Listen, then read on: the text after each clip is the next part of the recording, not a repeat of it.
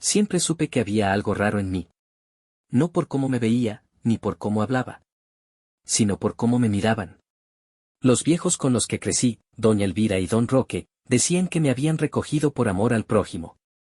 Que cuando era un bebé, me dejaron en una canasta frente a la parroquia, como en las novelas. Pero cada vez que preguntaba más, las respuestas cambiaban. A veces era que mis padres habían muerto. Otras, que me dejaron porque no podían tenerme. Y otras, que era mejor no remover el pasado porque Dios sabe por qué hace las cosas. Crecí repitiendo eso como mantra, aunque por dentro me carcomía el silencio. Hasta que un domingo, en una comida familiar, una frase lo cambió todo. Estábamos sentados en el patio trasero, bajo una lona que Elvira ponía cada domingo. Mi prima Marisa, que venía de visita desde la capital, se puso a bromear con que yo había salido tan diferente a todos. Tú ni te pareces a los García, soltó, con una sonrisa burlona. Dicen por ahí que tú no eres ni sangre. Que más bien. Tú vienes del altar. Yo me reí como todos. Pero ella no se rió. Solo tomó su vaso, le dio un sorbo al agua, y miró hacia otro lado. Esa noche no pude dormir. La frase vienes del altar me sonó como un acertijo retorcido. A la mañana siguiente, fui a buscar a Elvira. Le pregunté si alguna vez me habían bautizado. Nunca encontré mi acta de nacimiento ni fotos de bebé. Ella se puso tensa. Tú eres nuestro hijo del corazón, dijo. Lo demás, déjaselo a Dios. Pero en su voz ya no había ternura, sino miedo. Esa misma tarde fui al registro civil del pueblo. No encontraban nada con mi nombre, solo un documento tipo constancia de nacimiento, con un sello viejo, sin CURP, sin firma de médico, ni nombre de madre. Solo decía, recibido bajo protección de la parroquia Santa Cecilia. Y estaba firmado, por el padre Julián. Ahí fue cuando sentí que algo estaba mal. No que era adoptado. Eso ya lo sabía. Sino que todo había sido fabricado. Y la iglesia tenía algo que ver. Después de salir del registro civil, caminé por el centro del pueblo como si todo lo que conocía se hubiera resquebrajado. El documento no tenía nombre de madre. Ni padre. Solo la firma del padre Julián, el mismo que me había dado la primera comunión, que me confesó por primera vez, que me palmeaba la espalda y decía Dios te dio una familia buena. ¿Y si él sabía más de lo que aparentaba? Esa noche, volví a casa con las preguntas metidas entre ceja y ceja. Elvira estaba viendo una novela como siempre, y don Roque dormía con la boca abierta frente al ventilador. Subí a la habitación de arriba, la que alguna vez fue la de ellos cuando eran más jóvenes, y donde guardaban cosas de valor. No tenía permiso para entrar, pero algo me impulsó. Busqué entre baúles, cajas con fotos viejas, y una Biblia negra desgastada con su nombre grabado, Elvira García de Méndez. La abrí con cuidado. En el interior había flores secas, estampitas de santos, y un papel doblado en 4. Cuando lo abrí, la letra temblorosa y antigua me erizó la piel. Elvira, lo que me pides no es fácil. Dios nos mira a todos y juzga más fuerte a quienes estamos en su servicio. Pero haré lo posible por guardar este secreto, por el bien de todos. El niño será criado con ustedes. Nadie sabrá de quién es sangre. Solo te pido que nunca lo lleves a la capilla de los martes. J. La letra era del cura. Sin duda. Y lo peor era esa última línea. Nunca lo lleves a la capilla de los martes. ¿Qué tenía esa capilla? Guardé la carta con el corazón latiéndome en la garganta. Bajé las escaleras y encaré a Elvira directamente. ¿Quién soy yo? ¿Qué viste? Fue lo único que dijo, temblando. Yo le mostré el papel. Ella se derrumbó en la silla. No dijo nada. Solo lloró. Don Roque, que ya había despertado, entró al comedor y al vernos, comprendió todo. Ya te enteraste, ¿verdad? Me dijo, sin sorpresa. Era cuestión de tiempo. No me dijeron más esa noche. Me pidieron esperar a que estén listos. Pero yo ya no estaba dispuesto a esperar nada. Porque si la iglesia tenía algo que ver con mi historia, yo iba a descubrir cada maldito secreto. Empezando por esa capilla de los martes. Así la nombraba el cura en aquella carta. Y yo, que toda mi vida había pasado al lado de esa parroquia sin hacer preguntas, ahora no podía dejar de pensar en ella. No era una capilla pública, de esas abiertas para los feligreses o donde se celebraban bodas. Era una construcción antigua, un anexo discreto al costado del templo principal, con una puerta de madera pesada y cerradura de fierro negro. Siempre la vi cerrada, como si fuera una bodega o cuarto de almacenamiento. Pero el martes siguiente, a las 5:30 de la mañana, me escondí frente a ella. No había nadie, el pueblo dormía. Y entonces, justo a las 6 en punto, llegó el padre Julián. No venía solo. Lo acompañaba la señora Natividad, su secretaria de siempre. Llevaba una carpeta en las manos, bien apretada contra el pecho, y una vela encendida. Entraron sin notar mi presencia. Cerraron la puerta. Y no salieron hasta casi una hora después. Los observé desde las sombras. No era una misa. No había campanas. Solo entraron. Y salieron en silencio. No pude aguantar más. Esa misma tarde fui a visitar a Natividad. Le dije que quería hacer una investigación sobre la historia de la parroquia, para entender mis raíces espirituales, como si siguiera creyendo en todo. Me hizo pasar. Me dio café y galletas. Y me mostró varios álbumes de fotos viejas, con imágenes en blanco y negro de niños en bautizos, monjas de mirada seria, y procesiones de Semana Santa. Y ahí, en una hoja casi pegada al plástico, lo vi. Una foto antigua, con 3 personas, el padre Julián, joven, con el rostro menos arrugado pero igual de severo. Una mujer adolescente, con vestido blanco y la mirada baja. Y en sus brazos, un bebé. ¿Quién es ella?, pregunté, intentando no sonar alterado. Natividad se quedó en silencio. Es mejor no hablar de eso, dijo, y se levantó de golpe. No era del pueblo. Solo estuvo un tiempo y luego se fue. Intenté insistir, pero la vieja me miró con algo parecido al miedo. Tú tienes muchas preguntas, Tomás. Pero a veces es mejor no revolver el polvo viejo. Mira que los secretos de los santos no siempre aguantan la luz. Me fui sin decir más. Pero esa noche, volví a ver la foto. La copié con el celular. La amplié. Y observé algo más, el crucifijo que usaba el padre Julián en esa imagen, es el mismo que usa hoy. El mismo. Y ahí supe que esa imagen no era una anécdota olvidada. Era una prueba. Volví a casa y esperé que Elvira y Roque se fueran a dormir. Entré a su cuarto con cuidado. Revisé la Biblia otra vez, buscando más papeles, pero no había nada. Sin embargo, en la parte de atrás del armario encontré una caja de lata con recortes de periódico. Uno en particular me llamó la atención, joven embarazada enviada a casa de retiro en Querétaro tras escándalo en parroquia rural. No decía nombres, no decía pueblo. Pero estaba fechado justo 9 meses antes de mi supuesto nacimiento. Mi corazón latía como si fuera a romperme el pecho. La joven de la foto con el cura era esa misma. Y yo. Yo era ese bebé. Esa noche no fue como las demás. No porque no pudiera dormir, eso ya me venía pasando desde hacía días, sino porque esta vez sabía que tenía las piezas suficientes para exigir la verdad. Una carta escondida en una Biblia. Una foto con un bebé en brazos del cura. Y un recorte de periódico sobre una joven enviada a una casa de retiro tras un escándalo en una parroquia rural. Todo cuadraba. Desayunamos en completo silencio. Elvira frente a mí, con su taza de café temblando. Don Roque fingía leer el periódico, pero no pasaba de la primera hoja. Puse los documentos sobre la mesa, uno por uno. Quiero la verdad, dije. Ya no hay forma de negarla.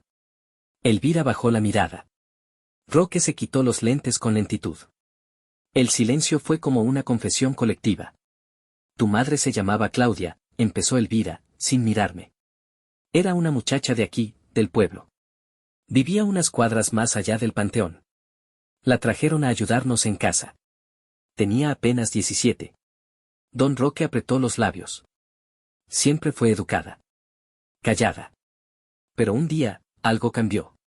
Se encerraba. Lloraba sola, y al poco tiempo, estaba embarazada. No me hacía falta que dijeran quién había sido. Fue él, ¿verdad?, pregunté, señalando la cruz que colgaba en la pared, la misma que bendecía todos nuestros almuerzos familiares. Elvira dudó un segundo. Roque tragó saliva. El padre Julián dijo que era una situación delicada, musitó ella. Que la joven había provocado tentación. Que necesitaba guía espiritual y corrección. Corrección. Mi madre fue enviada a una casa de retiro en Querétaro, donde la separaron del pueblo, de su familia, de todo. ¿Y qué pasó cuando nací?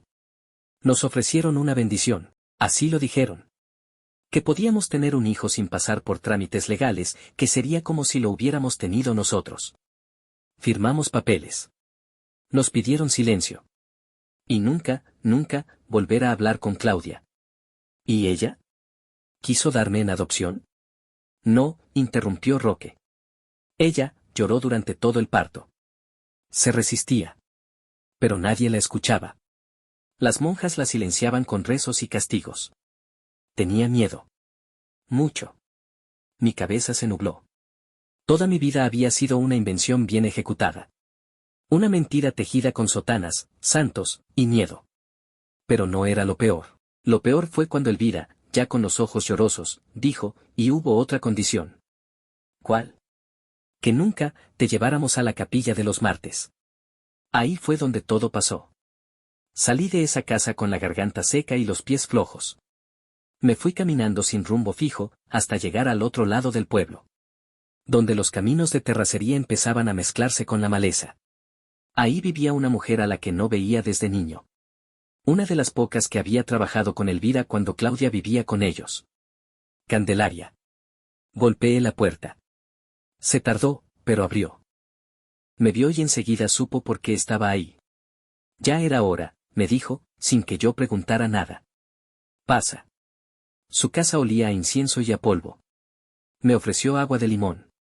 Tú eres hijo de Claudia, soltó, directa. Lo supe desde el primer día. Le conté lo que sabía. Le enseñé la foto, la carta. Ella solo asintió. No te imaginas lo que callamos en este pueblo por miedo a la iglesia. Por años, los padres, los abuelos, todos cerraban los ojos con tal de no perder la fe. Pero lo que le hicieron a tu madre fue una aberración. ¿Por qué nadie dijo nada? Porque el padre Julián tenía poder, amigos en todos lados. Sabía moverse. Sabía asustar. Y más importante, sabía esconder. Lo que pasó en esa capilla, no fue un error. Fue algo planeado. ¿Sabes dónde está mi madre ahora? Le pregunté. Candelaria me miró. Y dijo lo que no quería oír, nadie lo sabe.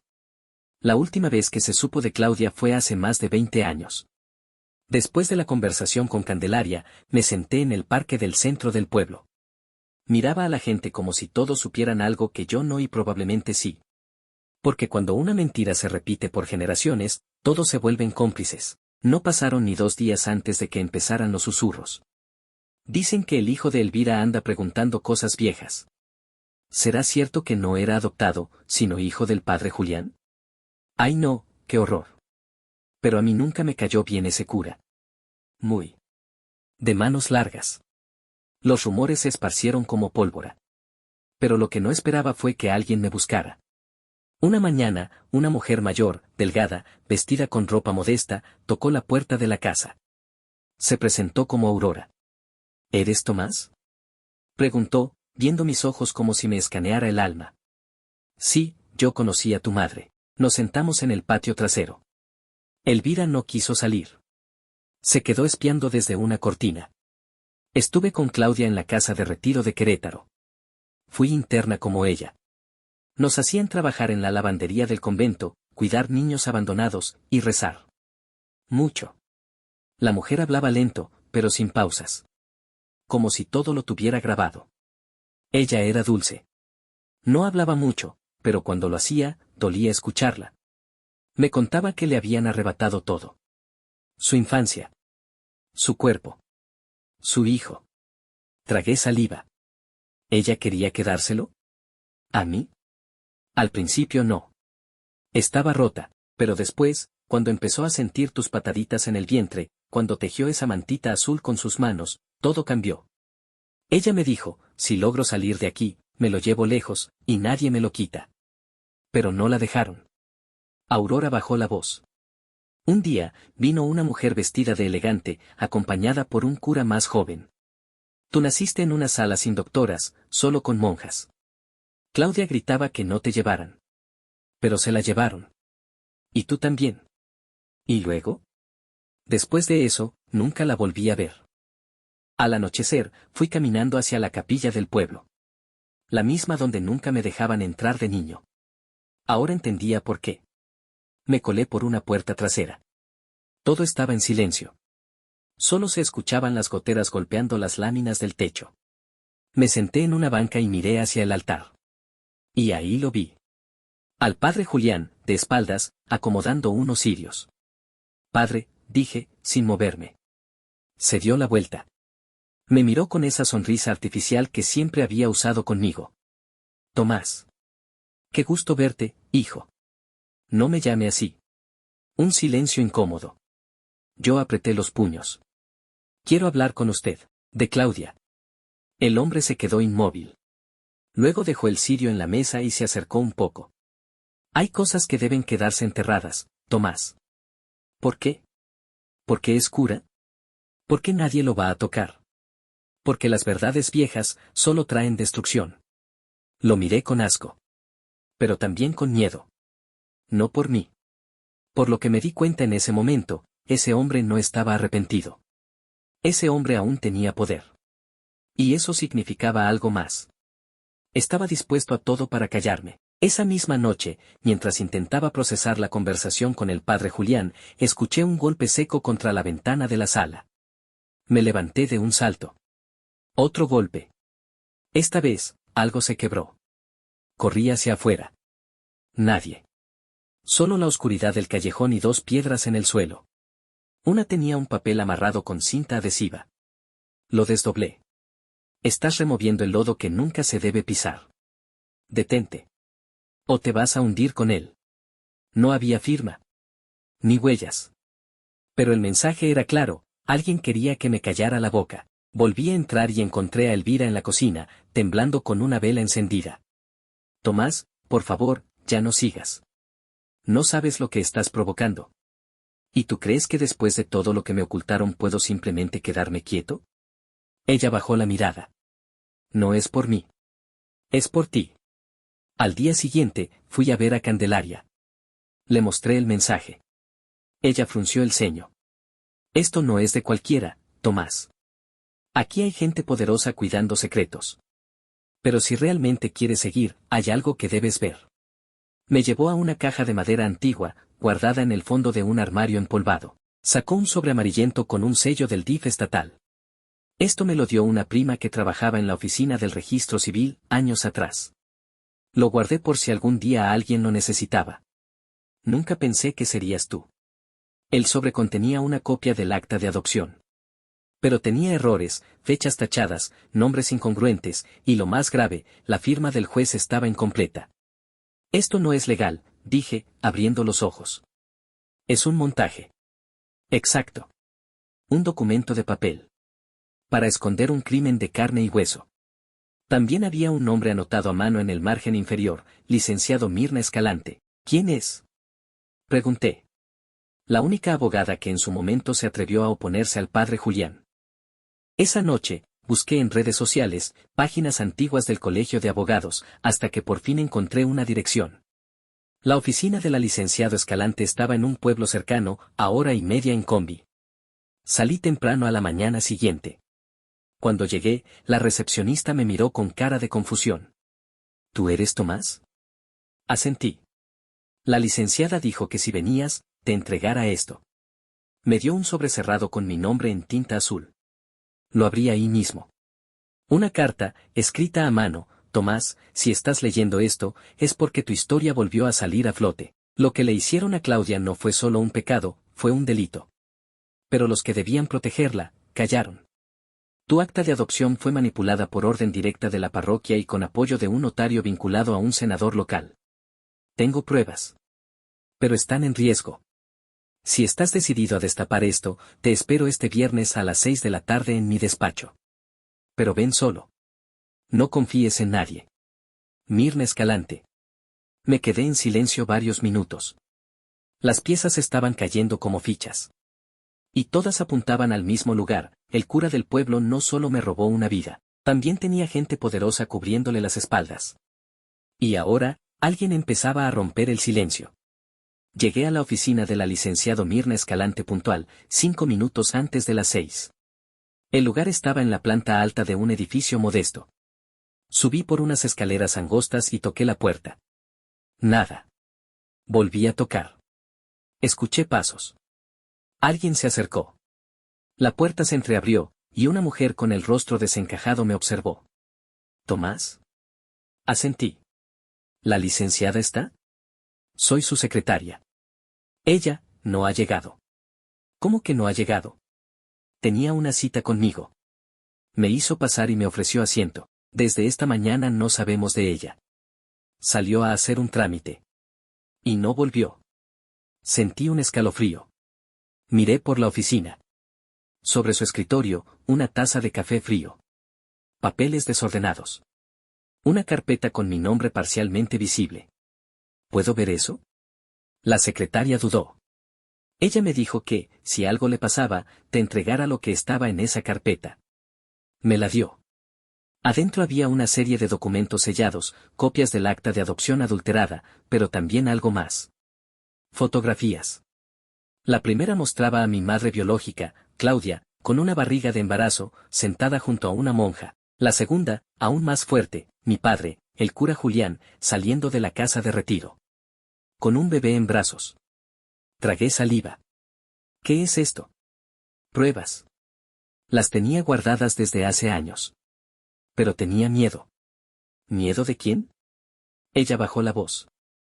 Hace años, un joven también quiso hablar. Un chico que decía que el cura lo había manoseado de niño. Un día, se accidentó con su moto. Y nadie habló más del tema. Salí de la oficina con la carpeta firmemente sujeta bajo el brazo.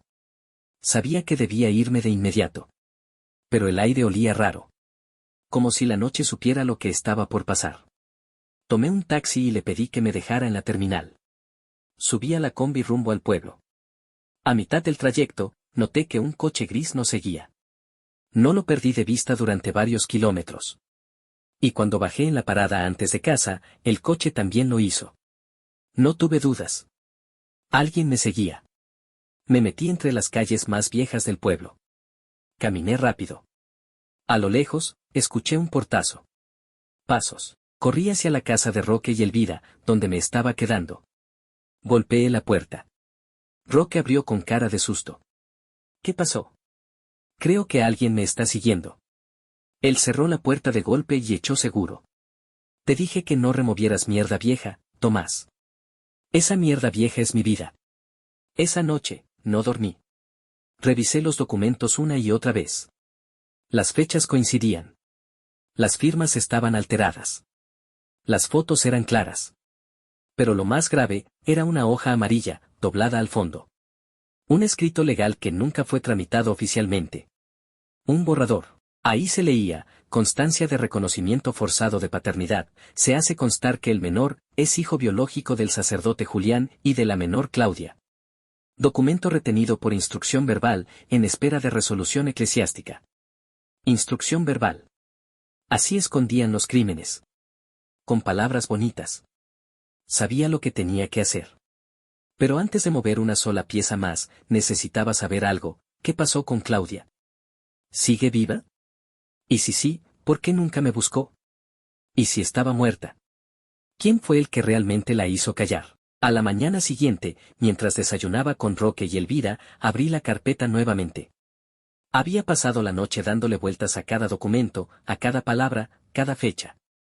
Pero fue entonces cuando noté algo que se me había pasado.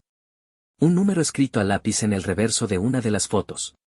Era un número telefónico incompleto. Solo 8 dígitos, sin nada. Pero junto a él, había algo más, señora Cárdenas, contacto de emergencia, Claudia. Elvira casi escupe el café. ¿Cárdenas? ¿Dices que estaba escrito Cárdenas?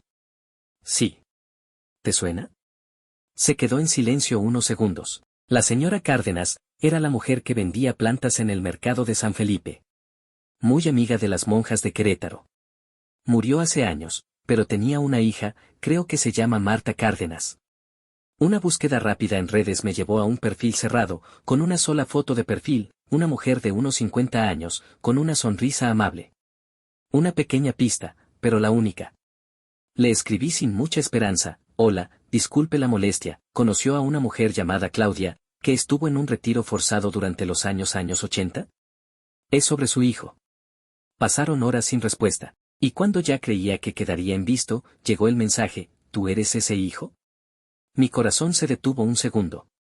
Sí. Necesitamos hablar. Viajé hasta el pueblo donde vivía Marta, al otro lado del estado. Nos encontramos en un cafecito de carretera. Llevaba una libreta gastada bajo el brazo. ¿Te pareces tanto a ella?, fue lo primero que dijo. Se sentó frente a mí y colocó la libreta sobre la mesa. Esto lo escribió Claudia. La abrí con las manos temblorosas. No eran páginas sueltas. Era un diario. Fechado desde que tenía 16 años, cuando fue enviada al convento, hasta una última entrada de hace poco más de un año. La letra era pequeña, prolija, con frases cortas. Algunas me dolieron. Otras me partieron el alma. Hoy sentí que mi hijo pateaba por primera vez. Y sentí culpa, porque a veces deseo no tenerlo. Pero es lo único que sigue dentro de mí, que no me han quitado. Me dijeron que nació bien, que es niño. No me lo dejaron ver. El padre Julián vino a orar conmigo. Me dio asco. Lloré en silencio para que nadie escuchara. Me dijeron que lo habían dado en adopción. Pero no firmé nada. Yo no lo entregué. A veces sueño que lo encuentro. Que me perdona. Cerré el cuaderno. No pude seguir leyendo. ¿Dónde está ella ahora? Marta desvió la mirada. Lo siento mucho, Tomás. Claudia murió el año pasado. Le dio cáncer de pulmón. Nunca fumó. Murió en silencio, pero con esa libreta en su mano. Me pidió que la guardara, por si tú aparecías. Sentí que el aire se me iba. Por un momento quise levantarme y gritarle al mundo que todo esto era injusto. Pero lo único que hice fue llorar. Ahí, frente a una mujer que apenas conocía. Lloré como un niño al que acaban de decirle que su madre siempre lo amó, pero que ya no podrá abrazarla. Antes de irme, Marta me entregó algo más, una pequeña cadena con un dije en forma de luna. Era de ella. ¿Me lo puedo quedar? Era para ti desde el inicio. En el autobús de regreso, sostuve la cadena con una mano y el cuaderno con la otra. Y entendí algo, no podía quedarme callado. Ya no era por mí. Era por Claudia. Por la niña abusada. Por la joven silenciada. Por la madre ignorada. Y por todos los otros nombres que el cura Julián Segaramente había callado en secreto. La verdad había estado enterrada. Pero ahora. Era momento de exhumarla. Llegué al pueblo más decidido que nunca. Mi mochila llevaba el diario de Claudia, las fotos, la constancia de paternidad no tramitada, y la cadena con el dije de luna colgando del cuello. Había algo simbólico en todo eso. Como si llevar esas piezas me diera fuerza. Como si Claudia caminara conmigo. Esa misma noche contacté a una periodista local, Aleida Franco, reportera independiente que había ganado notoriedad en la región por publicar historias que nadie se atrevía a tocar.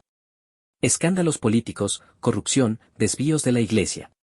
Le mandé un correo con parte de los documentos escaneados y un mensaje directo, no quiero fama, solo que esto se sepa. Su respuesta no tardó, ¿nos vemos mañana en la plaza? Lleva todo lo que tengas. Nos sentamos en una banca, bajo el techo de un kiosco abandonado. Llevaba una grabadora pequeña, y una mirada que era mitad hambre de justicia, mitad incredulidad. ¿Estás dispuesto a que esto salga con tu nombre? Asentí. ¿Sabes que podrías meterte en un lío muy serio? ¿Y si me callo? ¿Quién se mete en líos por Claudia? Ella guardó silencio. Entonces vamos a hacerlo bien, dijo. Necesitamos contrastes, fechas, declaraciones. Pero lo más importante, protegerte. Esa misma semana, Aleida empezó a preparar el reportaje. Yo le ayudé a organizar cronologías, nombres, testimonios. Entre los documentos de la carpeta encontré también recibos de transferencias de la iglesia a casas de retiro femeninas. Montos sospechosamente altos. Fechas que coincidían con embarazos no registrados. Aleida, por su cuenta, contactó a monjas, a otras mujeres como Claudia, algunas aceptaron hablar bajo anonimato. Pero apenas empezaron a investigar. Todo se empezó a mover. Roque recibió una notificación del municipio, una revisión sorpresa a su local de abarrotes por supuestas anomalías. Elvira fue citada a declarar por un tema pendiente de hace 5 años. A mí, me llegó una carta sin remitente, dentro de un sobre amarillo. Adentro, solo una foto. Una imagen tomada desde lejos, yo, entrando a la casa de Marta Cárdenas. Al reverso, un mensaje: sigue cavando, a ver qué más encuentras. ¿Y quién te entierra a ti? Fui a la policía. El agente de turno apenas me vio, torció la boca. ¿De nuevo tú? Me están amenazando. ¿Con qué? Le mostré la carta. Se rió. ¿Una foto y una frase? Eso no es amenaza. ¿Me estás jodiendo? Mira, Tomás. No sé qué traes entre manos, pero algunos hilos no se deben jalar. ¿Eso es una advertencia? Eso es un consejo. Salí de la estación con el corazón latiendo a 1000. Y ese fue el momento exacto en que lo decidí, publicarlo yo mismo. Todo. Completo. Sin censura. Aleida dudó. ¿Estás seguro? Nadie nos va a proteger. Mejor que lo sepa todo el mundo. Que, si me pasa algo, al menos sepan quién fue. Acordamos lanzar el reportaje en un sitio alterno. Ella tenía acceso a un blog independiente, anónimo. Lo publicamos un viernes por la noche. Título: El hijo del silencio, la historia que la iglesia quiso enterrar. Subtítulo: Violación, adopción forzada y encubrimiento clerical en un pueblo donde todos miraron hacia otro lado. Las primeras 24 horas fueron lentas. Unos pocos compartidos. Algunos comentarios anónimos. Pero entonces, un seminarista comentó. Luego una enfermera del convento. Después, otra mujer: yo también estuve embarazada en ese retiro. La bola de nieve acababa de empezar.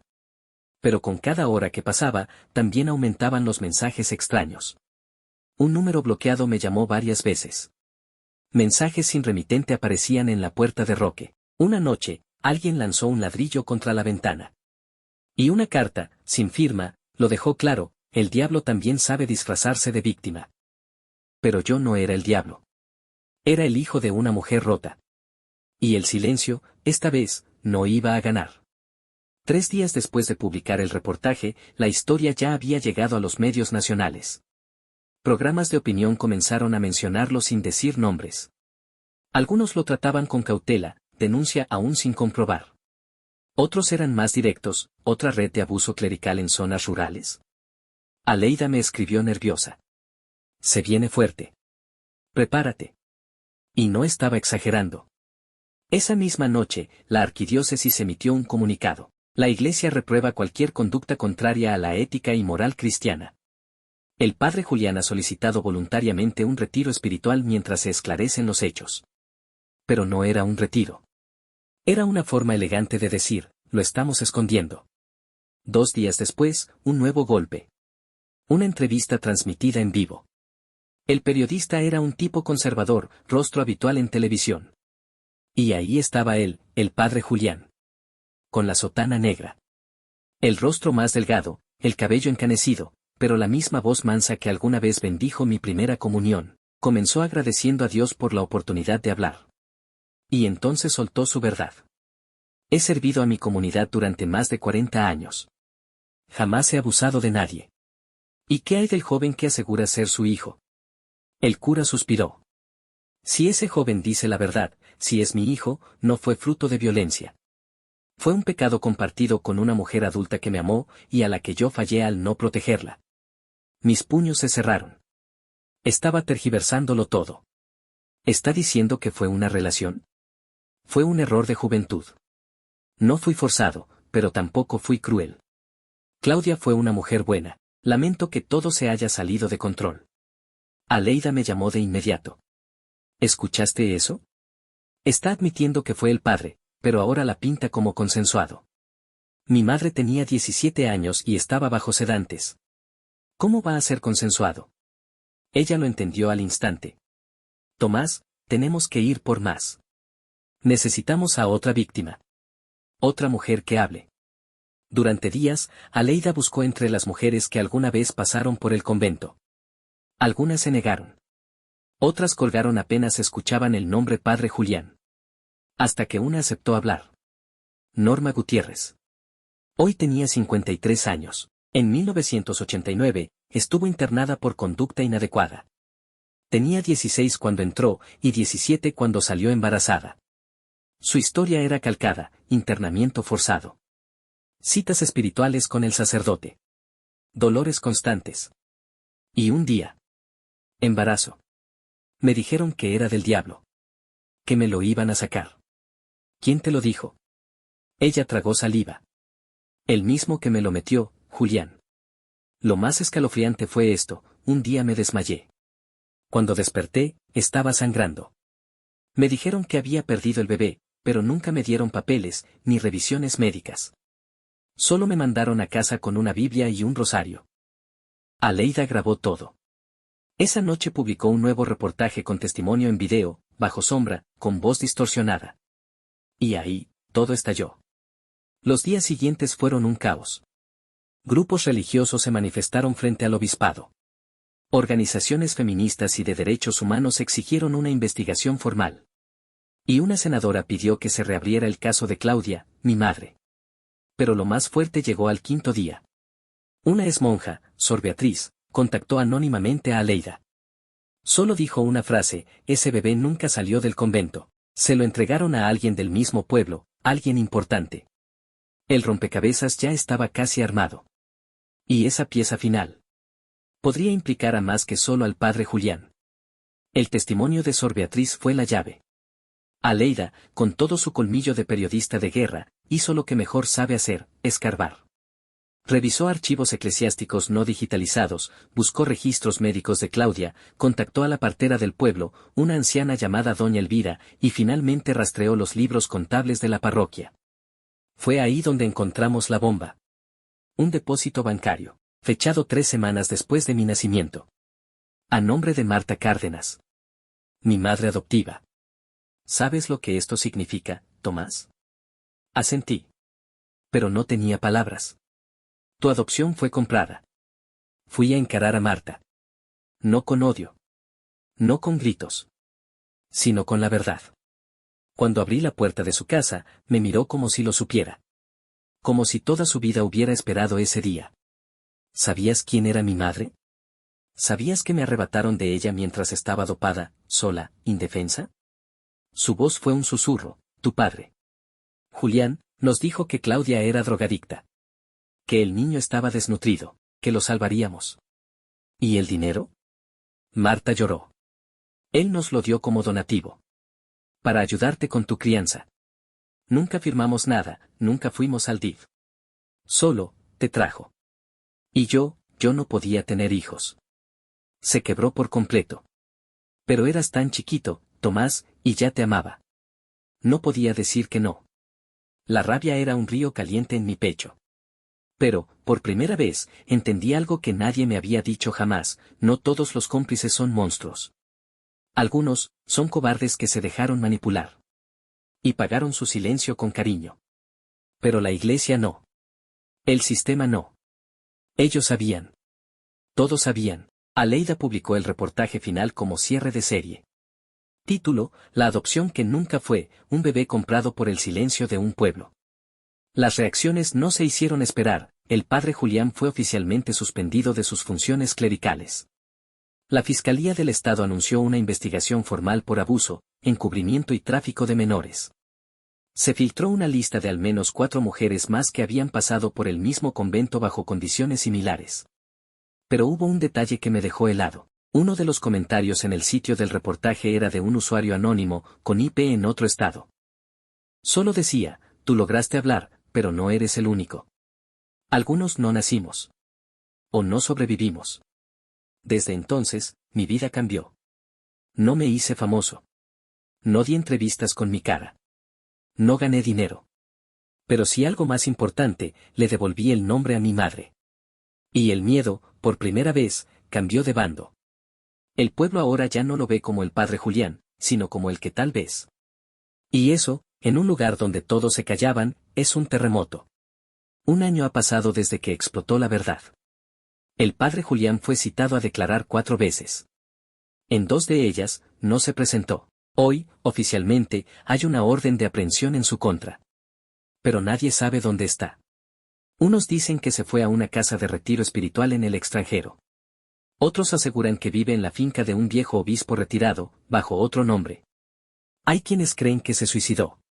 Yo no. Los monstruos como él no se van tan fácil. Se esconden entre sotanas y oraciones vacías. Y a veces, el pueblo aún les cree.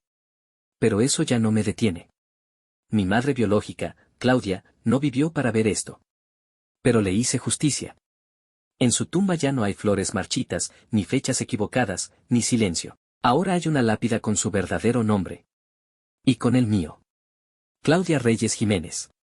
1966-2002. Madre de Tomás. Víctima del silencio, no del pecado. Hace poco, volví al pueblo.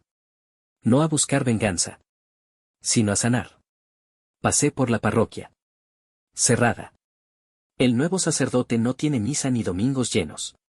La gente ya no mira hacia arriba al rezar, ahora mira hacia adentro. Y eso, al menos, es algo. Me encontré con Sor Beatriz en una banca. Ella ya dejó el hábito. Ahora cuida ancianos. Me dijo una frase que no he podido sacar de la cabeza: no fuiste adoptado, fuiste recuperado del infierno, y saliste caminando. De Marta, la mujer que me crió, ya no guardo odio. Solo tristeza. Porque amó a un hijo que no le pertenecía, y lo hizo como pudo, sin saber que lo había robado.